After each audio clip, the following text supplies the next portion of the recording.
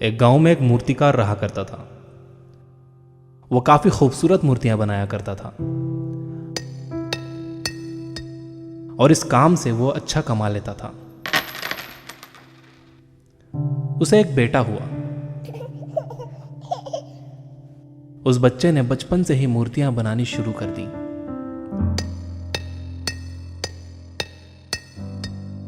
बेटा भी बहुत अच्छी मूर्तियां बनाया करता था और बाप अपने बेटे की कामयाबी पर खुश होता था।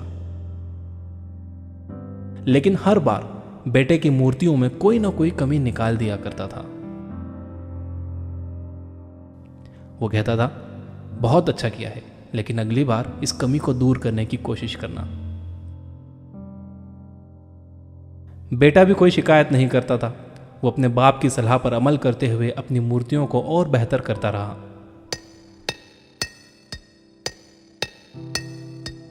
इस लगातार सुधार की वजह से बेटे की मूर्तियां बाप से भी अच्छी बनने लगी। और ऐसा टाइम भी आ गया कि लोग बेटे की मूर्तियों को बहुत पैसा देकर खरीदने लगे।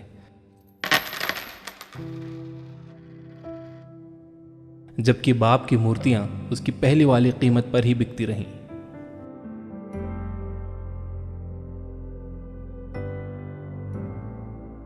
बाप अब भी बेटे की मूर्तियों में कमियां निकाल ही देता था, लेकिन बेटे को अब यह अच्छा नहीं लगता था और वो बिना मन के उन कमियों को एक्सेप्ट करता था, लेकिन फिर भी अपनी मूर्तियों में सुधार कर ही देता था। एक टाइम ऐसा भी आया कि जब बेटे के सब्र ने जवाब दे दिया। बाप जब कमियां निकाल रहा था तो बेटा बोला, आप तो ऐसे कहते हैं कि आप जैसे बहुत बड़े मूर्तिकार हैं। अगर आपको इतनी ही समझ होती तो आपकी मूर्तियां कम कीमत में नहीं बिकती। मुझे नहीं लगता कि आपकी सलाह लेने की मुझे जरूरत है।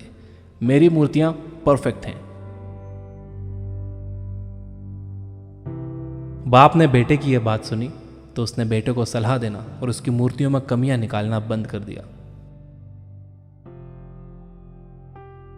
कुछ महीने तो वो लड़का खुश रहा, लेकिन फिर उसने नोटिस किया कि लोग अब उसकी मूर्तियों की उतनी तारीफ नहीं करते जितनी पहले किया करते थे और उसकी मूर्तियों के दाम बढ़ना भी बंद हो गए।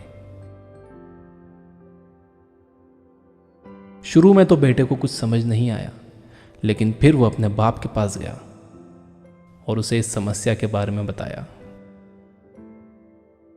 बाप ने बेटे को बहुत शांति से सुना, जैसे कि उसे पहले से पता था कि एक दिन ऐसा भी आएगा। बेटे ने भी इस बात को नोटिस किया और उसने पूछा, क्या आप जानते थे कि ऐसा होने वाला है? बाप ने कहा, हाँ, क्योंकि आज से कई साल पहले मैं भी इस हालात से टकराया था। बेटे ने सवाल किया, तो फिर आपने मुझे समझाया क्यों नहीं? बाप ने जवाब दिया, क्योंकि तुम समझना नहीं चाहते थे। मैं जानता हूं कि तुम्हारी जितनी अच्छी मूर्तियां मैं नहीं बनाता। यह भी हो सकता है कि मूर्तियों के बारे में मेरी सलाह गलत हो, और ऐसा भी नहीं है कि मेरी सलाह की वजह से कभी तुम्हारी मूर्ति बेहतर बनी हो।